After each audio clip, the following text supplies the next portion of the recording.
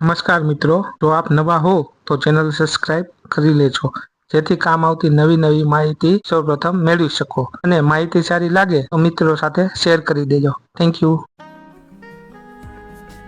પતિ અથવા પત્ની છૂટાછેડા લીધા વિના બીજા લગ્ન કરે તો કાયદા પ્રમાણે શું થાય?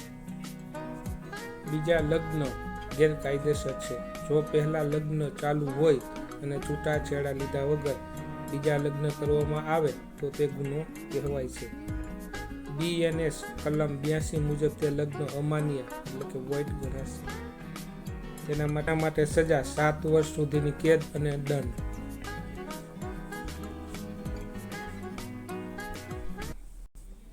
લગ્ન છુપાવીને કરાય તો? જો પહેલા લગ્ન છુપાવીને બીજા લગ્ન કરવામાં આવે તો BNS કલમ 83 લાગુ પડે છે. તેના માટે સજા 10 વર્ષ સુધીની કેદ અને દંડ પણ થઈ શકે છે.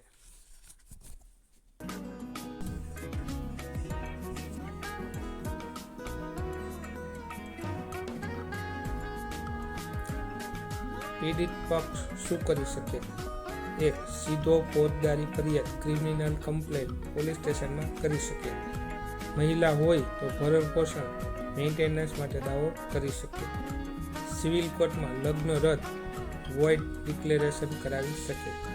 એટલે કે છૂટાછેડા લીધા વગર બીજા લગ્ન કરવા કાયદેસર નથી, કોર્ટમાં માન્ય નથી અને સજા યોગ્ય છે.